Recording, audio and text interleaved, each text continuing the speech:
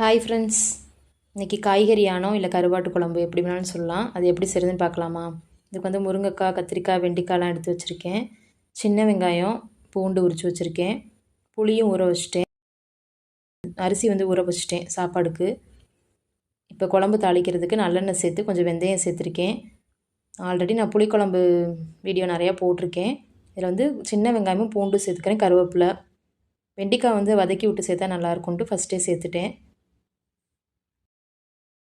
இதிலே வெங்காயம் வெள்ளைப்பூலாம் வதங்கிடும்.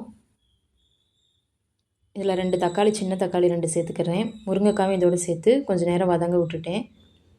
கருவாடு வந்து நான் சுடுதண்ணி ஊற்றி எடுத்து வச்சுட்டேன் க்ளீன் பண்ணுறதுக்கு. இதில் வந்து அரிசி களைஞ்ச தண்ணி, உப்பு, குழம்புக்கு தேவையான குழம்பு மிளகாய் தூள் சேர்த்துருக்கேன்.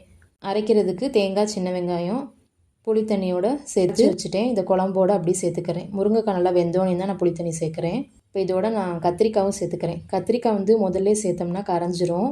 கத்திரிக்காய் வந்து வெந்துருச்சு. அதுக்கப்புறம் கடைசியாக நான் வந்து கருவாடு. நீங்கள் கருவாடு சாப்பிடாதவங்க இருக்கனால தான் நான் வந்து லாஸ்ட்டாக வந்து கருவாடு சேர்க்குறேங்க. உங்கள் வீட்டில் எல்லாருமே விரும்பி சாப்பிடுவாங்கன்னா நீங்கள் ஃபஸ்ட்டு தாளிப்பு சேர்க்கும் போதே கருவாடையும் சேர்த்து வதக்கி விட்டிங்கன்னா குழம்பு ரொம்ப டேஸ்ட்டாக இருக்குங்க. எனக்கு வந்து சைட் டிஷ்ஷாக வந்து பீட்ரூட் பொரியல் தான் செஞ்சுருந்தேன். காலையில் சாப்பிட்றதுக்கு உளுந்தங்கஞ்சி தான் ரெடி பண்ணியிருந்தேன். இப்போ என்னென்ன செஞ்சுருக்கேன்னு காமிக்கிறேன். கருவாட்டு குழம்பு, முட்டை வேக வச்சு வச்சுருந்தேன். கருவாடு போடாமல் கொஞ்சம் குழம்பு தனியாக எடுத்து வச்சுட்டேன். பீட்ரூட் பொரியல்,